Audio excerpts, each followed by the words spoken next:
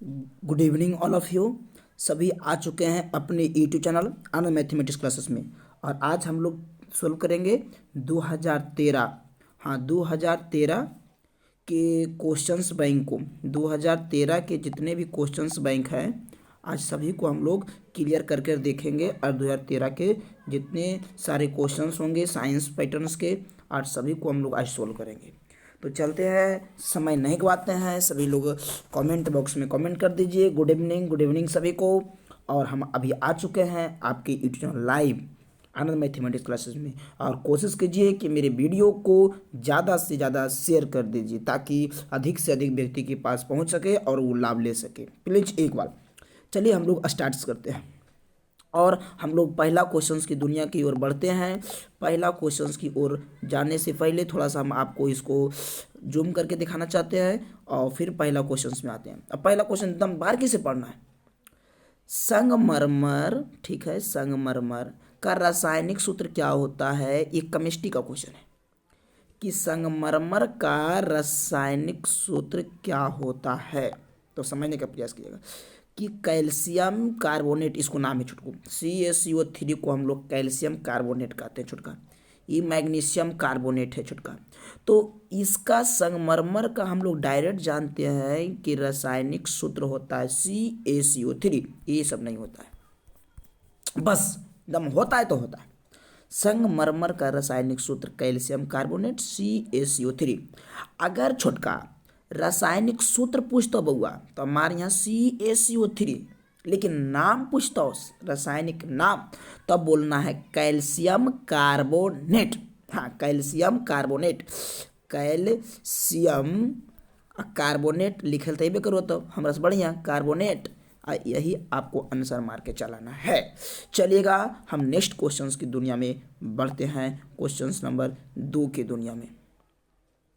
Question number 2 क्या कहता है हम लोग समझने का प्रयास करते हैं। उससे पहले थोड़ा सा हम कलर को चेंज कर लेना चाहूँगा। कलर थोड़ा सा ब्राइटनेस नहीं दे रहा है, इसलिए 1 मिनट बर्दाश्त कीजिएगा छुटका। अब हम कलर चेंज कर लिए हैं और हम चलते हैं अपनी वीडियो की ओर। अब वीडियो हो चुका है चेंज, चलिए गाइज। हाँ, अब आ गया है दूसरा COOH। COOH देखिएगा, थोड़ा सा लाइनिंग में प्रॉब्लम आ गया, लेकिन समझने का प्रयास कीजिएगा। चलिए अब आ गया यहाँ से COOH।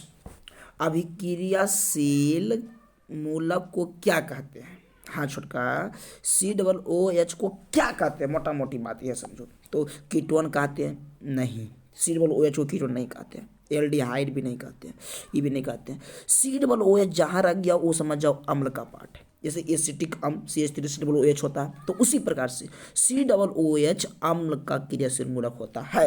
आप लोग समझ गए होंगे। अगर क्वेश्चन पूछेगा कि COOH किसका क्रियाशील समूह है तो बोल देना है अम्ल का क्रियाशील मूलक है। चलिए 2 क्वेश्चन से क्लियर हो गया। क्वेश्चन नंबर 3 की दुनिया की ओर बढ़ते हैं। क्वेश्चन नंबर 3 को थोड़ा सा मूव करके दिखाना चाहते हैं। क्वेश्चन नंबर 3 कहता है छुटका, क्या कहता है सर कि प्रकाश संश्लेषण क्रिया में ऑक्सीजन बाहर निकलता है। जब प्रकाश संश्लेषण की क्रिया होता है छुटका, तो प्रकाश संश्लेषण की क्रिया जब होता है तो ऑक्सीजन केकरा से बाहर निकलता है? नहीं, तुम लोग जानता है कि पेड़ पौधों में प्रकाश संश्लेषण की क्रिया होता है, तो पेड़ पौधा कार्बन डाइऑक्साइड लेता है तो क्या बाहर छोड़ता है? ऑक्सीजन। तो ऑक्सीजन जो बाहर छोड़ता है वो किससे निकलता है बाहर? देख छोटका, बताते हैं इसका राज। प्रकाश संश्लेषण में जल से ऑक्सीजन बाहर निकलता है। किससे निकलता है? जल से। ठीक है, चलिए H2O चूंकि होता है तो जल से ही ऑक्सीजन बाहर निकलता है। बहुत सारे कार्बन डाइऑक्साइड बोल देता है, लेकिन नहीं, जो पहले है उसका दायित्व देना है। चलिए अब क्वेश्चन नंबर अगला की ओर बढ़ते हैं। क्वेश्चन नंबर 4, मैग्नीशियम पाया जाता है किसमें? मैग्नीशियम मतलब होता है छोटका Mg, ठीक है, Mg किस में पाया जाता है? तो भाई तो बड़का झकास क्वेश्चन है, जो जानेगा वो बनाएगा, जो नहीं जानेगा नहीं बनाएगा। मैग्नीशियम किस में पाया जाता है? क्लोरोफिल में। अरे इसमें नहीं, इसमें नहीं, इसमें नहीं। अगर अगला बार से तुमको सवाल को पूछेगा कि मैग्नीशियम किस में पाया जाता है जी, तो बोलना क्लोरोफिल में। किस में? क्लोरोफिल में। चलिए बहुत अच्छा। नेक्स्ट क्वेश्चन इसमें नहीं दिखाई दे रहा है, चलिए हम बढ़ते हैं, पेज चेंज करते हैं और नेक्स्ट क्वेश्चन की दुनिया में आते हैं। यहाँ से और क्वेश्चंस नंबर हम लोग चलते हैं 5 में। चलिए 5 का क्वेश्चन देखते हैं। क्या कहता है कि इंसुलिन की कमी के कारण रोग होता है। यदि हमारे शरीर में इंसुलिन की कमी हो जाए, ठीक है, तो इंसुलिन की कमी हो जाता है तो हमको कौन सा रोग होगा, घेंघा होगा कि क्या होगा, बताओ। अगर छोटका हमारे शरीर में इंसुलिन की कमी होता है, इंसुलिन की कमी के कारण मधुमेह रोग होता है। चलिए आप बताइएगा, आप ही लोग सोच के कि इंसुलिन की कमी के कारण कौन रोग होता है, मधुमेह रोग होता है। ये तो बड़ा इंपॉर्टेंट बात है। अगर तुमसे एक आप पर्यावरण मतलब कि हम लोग जीवन के लिए भी जरूरी है कि इंसुलिन की कमी के कारण कौन रोग होता है रे, तो तुरंत बोल देना मधुमेह, मधुमेह। चलिए नेक्स्ट क्वेश्चन। अच्छा कितना लड़का इसका आंसर कमेंट करता है, हम देखते हैं। क्वेश्चन है कि दृश्य प्रकाश में किस वर्ण का तरंगदैर्घ्य अधिकतम होता है। दृश्य प्रकाश में किस रंग का तरंगदैर्घ्य अधिकतम होता है। ये क्वेश्चन बड़ा हम जबरदस्त सिखाना चाहते हैं। अगर अधिकतम कहते हो तो लाल मारना, अगर गलती से न्यूनतम बोला, न्यूनतम सबसे कम माँ है तो ठीक है, तो उस वक्त बैगनी मारना है। तो बताओ तू सोच के कि अभी अधिकतम कह रहा है कि न्यूनतम। जी सर अधिकतम, तो लाल मानोगे कि बैगनी, तो बोल सर लाल, तो लाल मार के चलाना है, ठीक है। चलिए नेक्स्ट क्वेश्चन की ओर। अब क्वेश्चन नंबर नेक्स्ट की दुनिया में बढ़ने से पहले थोड़ा सा आपको मूव करके दिखा देना चाहता हूँ। ये तो लो बच्चा बच्चा जानता है। विद्युत शक्ति का एसआई मात्रक क्या होता है। देखो बड़ा झकास क्वेश्चन है कि विद्युत शक्ति का एसआई मात्रक, ठीक है। तो शक्ति जरा पी कहते रहे छोटका, पी बराबर जो बोर्ड आइडिया सिखाए थे, 3 3 4 4 का फॉर्मूला होता है। चलिए सिखाते हैं।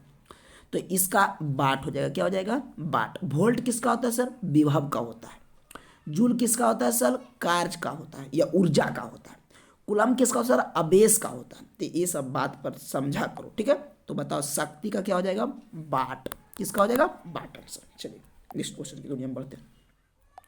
ये नहीं बताएगा चिल्ला तो फिर बेकार तो लोग पढ़ता है। 8 नंबर क्वेश्चन, क्वेश्चन नंबर 8 बड़ा दिन लॉजिक क्वेश्चन है। विद्युत बल्ब, बॉलवा चला, ललका बॉलवा नहीं बर, वही ठंडक दिन है, बल्ब जलाता होगा सभी लोग, हाँ। तो विद्युत बल्ब का तंतु जो बना होता है किसका होता है, लोहा के होता है। नहीं लोहा नहीं, तांबा।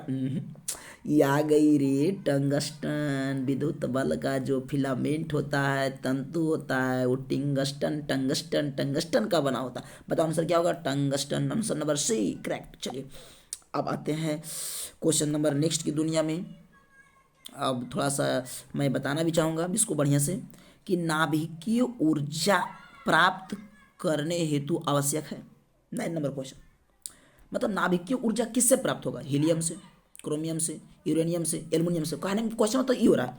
तो छोटा कितना तो क्वेश्चन नहीं समझो कि क्वेश्चन कहा क्या रहा है। देखो इस क्वेश्चन का रहा है कि नाभिकीय ऊर्जा, नीचे में 4 गो दिया हो ऑप्शन, एक में से केकरा से प्राप्त हो सकता है, करने हेतु आवश्यक है। कौन सा आवश्यक है, नेसेसरी है। तो हीलियम नहीं होगा सर, क्रोमियम, यूरेनियम रे छोटका, यूरेनियम। यूरेनियम नाभिकीय ऊर्जा की बात जब भी आवे तो यूरेनियम का थोड़ा सा एक बार ध्यान दे दो।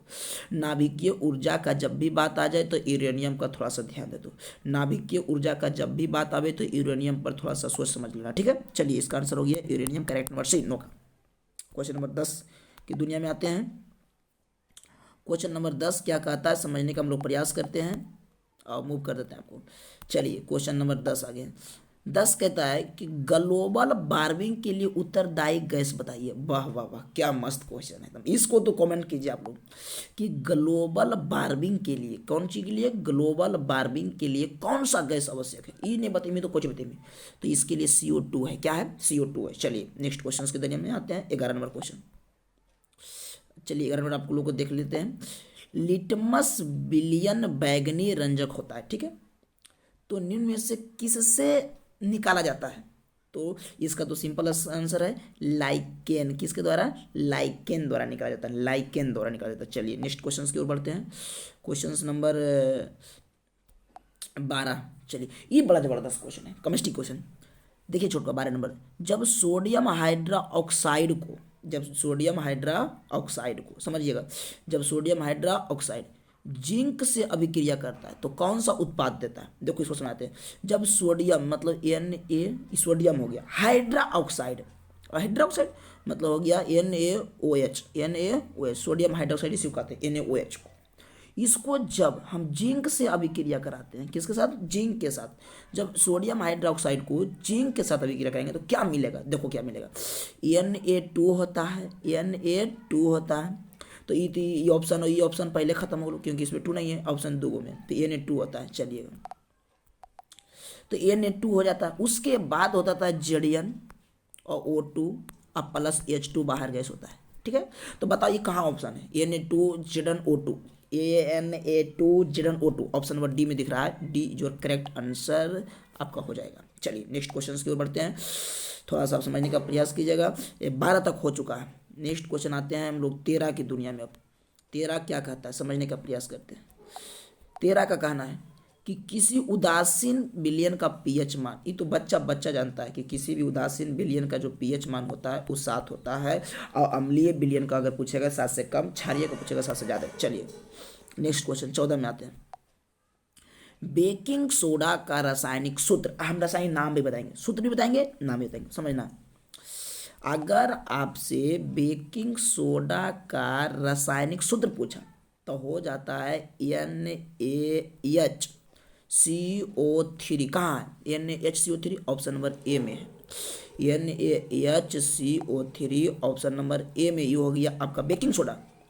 तो बेकिंग सोडा का जो रासायनिक सूत्र होता है क्या होता है, NaHCO3। इसको कहते हैं सोडियम बाइकार्बोनेट, इसको नाम है सोडियम बाइकार्बोनेट। अगर NaCO3 रहेगा तो इसको बोलेंगे सोडियम कार्बोनेट। अगर हम यहाँ H लगा देंगे तो H मतलब बाय, तो सोडियम बाइकार्बोनेट हो गया। तो ये NaHCO3 सोडियम बाइकार्बोनेट का हो गया। तो देखिए अगर तुरंत पूछता हो बेकिंग सोडा का रासायनिक सूत्र तो ये बोल देना NaHCO3। क्या याद हुआ, बेकिंग सोडा का रासायनिक सूत्र NaHCO3। चलिए अब 15 नंबर क्वेश्चन के आते हैं। एक्वा रजिया मिश्रण में, अच्छा ठीक है, एक्वा रजिया मिश्रण में HCl और HNO3 का अनुपात 3:1 होता है। चलिए 15 नंबर क्वेश्चन तक बन गया। नेक्स्ट क्वेश्चन की दुनिया में बढ़ते हैं, क्वेश्चन नंबर 16 की दुनिया में आते हैं। अब 16 समझते हैं कि द्विखंडन होता है। द्विखंडन किस में होता है, अमीबा में, हाथों में होता है, पैरामेशियम भी होता है, सब में होता है। इनमें से सभी आंसर मार के चलाना है। चलिएगा अब आता है कि फूलों में नर प्रजनन अंग होता है, जैसे फूल में है तो नर मादा एगो नर, तो नर का जो काम करता है ना फूल में वो पुंकसर होता है, पुंकसर। तो ये मारना है। चलिए ठीक है। और अंडाणु निषेचन होता है। नेक्स्ट क्वेश्चन की दुनिया में आते हैं, अंडाणु निषेचित होता है। चलिए कमेंट कीजिएगा, अंडाणु निषेचित होती है एकदम फटाफट को, कम से कम अगर बायोलॉजी जानते हैं तो हल्का भी जानते हैं तो आप लोग बताने का प्रयास कीजिएगा कि अंडाणु का निषेचन होता है तो किस में होता है। तो इसका जबरदस्त क्वेश्चन बताइएगा, कोई भी कमेंट नहीं है। चलिए हम बताते हैं, इसका निषेचन जो होता है चला फेलोपियन नालिका से होता है अंडाणु निषेचन, ठीक है। चलिए ये तो बच्चा जानता होगा। 19 नंबर क्वेश्चन बोलने की जरूरत नहीं है, इसका मोहताज नहीं है बोलने का, अगर हम बोल दिए तो भी बेकार। अवतल लेंस का आवर्धन m बराबर क्या होता है, तो अवतल लेंस का है, लेंस का आवर्धन v/u होता है, लेंस का आवर्धन v/u। लेकिन अगर दर्पण का कहता तो आवर्धन तो उसका -v/u होता था। चलिए यहाँ पे ऑप्शन हो जाएगा क्या आपका डी करेक्ट आंसर। चलिए अंतिम और आखिरी क्वेश्चन की ओर मैं बढ़ता हूँ और समझने का प्रयास करता हूँ। 20 नंबर क्वेश्चन कह रहा है गोलीय दर्पण में फोकसांतर मतलब फोकस दूरी, वक्रता त्रिज्या में संबंध। ये लो जानता है कि फोकस दूरी अब वक्रता त्रिज्या में संबंध ऐसे होता है स्मॉल f बराबर r/2, स्मॉल f बराबर r/2 या r बराबर 2f, r बराबर 2f, ये दोनों हो सकता है आंसर। लेकिन दिया है कौन कौन, f बराबर r/2, चलिए वो सही है। आप कहिए r बराबर 2f, ये वो सही है। 2 आंसर दे दिया है, ऐसा इसको नहीं देना चाहिए, लेकिन 2 ऑप्शन दे दिया है तो दोनों सही है, ठीक है। इसका आंसर ए और सी दोनों हो जाएगा। लेकिन एग्जाम में ऐसा नहीं रहेगा, ठीक है, ये दोनों में वहाँ बोलेगा कि ए एंड सी, ठीक है। इसलिए आपका आंसर ए भी है, ए भी है, हम क्योंकि फॉर्मूला जानते हैं। आज के लिए मैं समाप्त करता हूँ 2013 का क्वेश्चन बैंक और विशेष मिलूंगा कल। आज के लिए इतना ही, see you, bye bye, tata, have a nice day. और मेरे चैनल को सब्सक्राइब कर दीजिए दोस्तों और शेयर कर दीजिए। Thanks all of you.